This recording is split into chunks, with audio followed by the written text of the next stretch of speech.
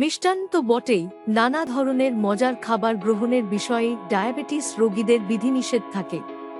তাহলে কি সব ডায়াবেটিস রোগীর জীবনী বিস্বাদ? নিশ্চয়ই নয়। ডায়াবেটিস নিয়েও সুস্বাদু খাবার খেতে পারবেন। ক্যালোরির হিসাব নিকাশ ঠিক রেখে এসব খাবার খেতে বাধা নেই। সাধারণ খাবারগুলোয় বৈচিত্র্য এনে স্বাদে বদল আনা যায়। তাই ডায়াবেটিস ধরা পড়লেও ভোজনরসিকদের হতাশ হতে বারণ করলেন। কিভাবে খাবেন? চর্বি ছাড়া মাংস খেতে পারেন।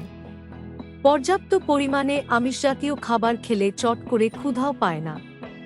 তেমনি আবার লাল আটার রুটি, ওটস ও শাকপাতার মতো আঁশ সমৃদ্ধ খাবারও দীর্ঘ সময় পেটে থাকে। তাই এসব খাবার খেলেও সহজে ক্ষুধা লাগে না। বৈচিত্র্য আনতে কোনোদিন হয়তো ওটস দিয়ে ফ্রাইড রাইসের মতো পদ রান্না করা হলো, কোনোদিন আবার সামান্য চিনি দিয়ে ওটসের পায়েসও রাঁধা যায়। নানা ধরনের বাদামও খেতে পারেন, তবে অতিরিক্ত নয়। কি খাবেন, কি বাদ দেবেন? রান্নায় খানিকটা পনির বা মাখন দিতে পারেন। টক ও পানসে ফল খেতে পারেন। এসব ফলের সালাদ ভালো। এসব ফলের রস দিয়ে পানীয় তৈরি করতে পারেন। তবে চিনি যোগ করা যাবে না। যে কোনো ধরনের চিনি এড়িয়ে চলা উচিত। মিষ্টতার জন্য খাবারে সামান্য মধু বা খেজুর যোগ করতে পারেন।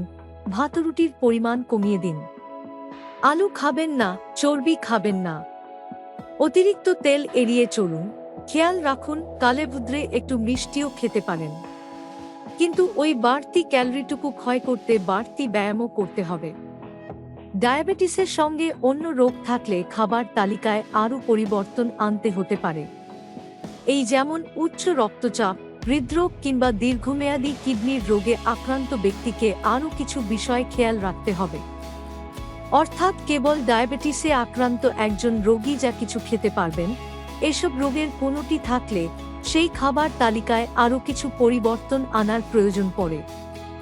আমাদের ভিডিওটি যদি আপনার কাছে ভালো লাগে তাহলে চ্যানেলটি সাবস্ক্রাইব করুন এবং সবার আগে আমাদের ভিডিও পেতে বেল আইকনটি ক্লিক করুন। ধন্যবাদ।